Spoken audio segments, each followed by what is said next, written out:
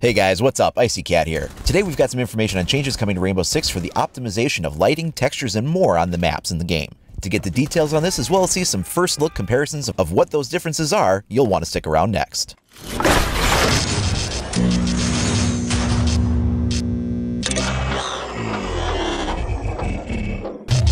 Today Ubisoft put out a new dev blog regarding data cleanups for maps. This will be the first in a three-part series of information they'll be releasing regarding the cleanup and optimization being done in the game. They say that over the course of the next year, they're going to be reworking the textures and lighting on almost all of the maps in the game.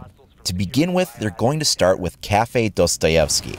They say that this map in particular, out of all the others, actually winds up eating the most memory resources in the game, so they're starting with that one. This involves going over all of the textures, meshes, models, and basically streamlining everything that they could. The goal of this is to reduce the memory footprint that loading the map takes up.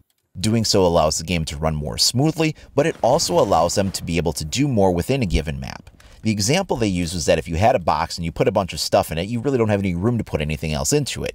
But if you sort of reorganize the box, clean it up, and make some more space, you've now got a little bit more room to work with. The analogy also compares well to memory usage because if the box is disorganized, it would have a harder time finding where things go, but if things are put in nice and neatly, you can more quickly get what you need out of it. These changes are not going to be taking place during the course of Operation Health. They will actually begin in Year 2, Season 3, so that will be when the Hong Kong map comes out. We are also going to see a streamlined version of the Cafe map at that time. Here's some examples of what it looks like. They show a clear before and after. Again, a lot of this is centering around just cleaning up meshes, redoing some of the textures, optimizing things, streamlining. It's a bit of a mixed bag. In some cases, the textures actually seem to improve, and in other cases, the textures seem to have gotten a little worse. But it's all being done for the sake of making the map run better and giving them more space to work in for any future content they might want to introduce. One thing they talk about is the way that they needed to develop a lighting system that was dynamic and worked with the procedural destruction engine that they use. Currently, if you have sunlight hitting a wall and you blow up that wall, the sunlight will now traverse further into the hole that you've now made,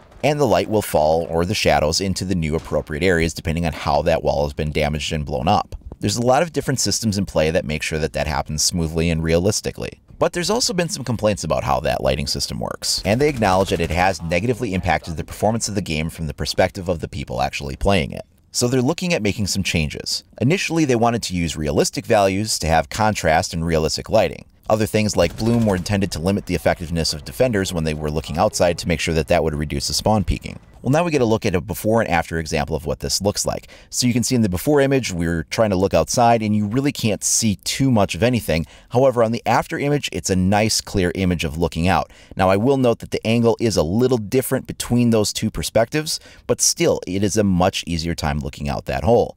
Taking a look at this other example of now from the outside looking in, before you really couldn't see much of anything, but now looking in, you will have a much more clear perspective.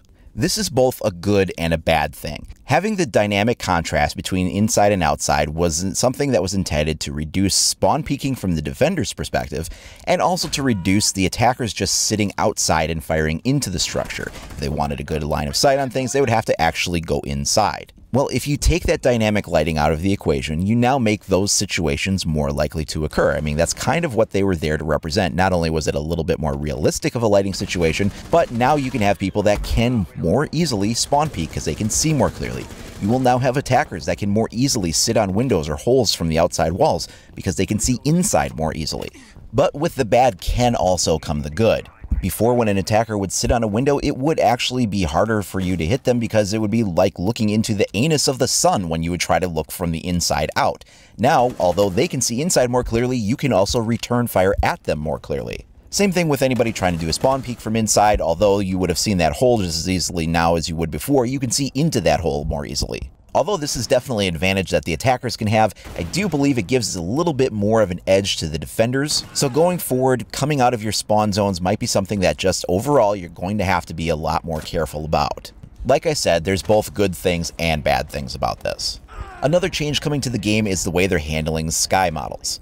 Now, previously the game had done it as a procedural thing using the Assassin's Creed engine.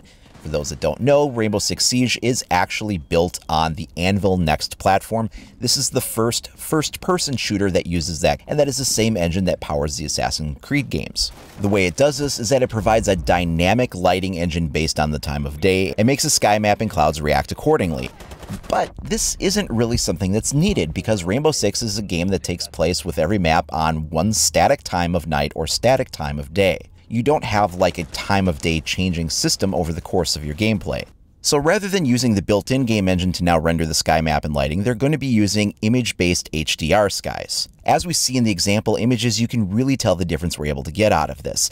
The cloud detail is far better while still retaining the same kind of lighting that we're used to seeing. Since the game engine is no longer being used to dynamically render these kinds of effects, we can actually get a better image out of it and an overall more streamlined flow as the engine has to do less work.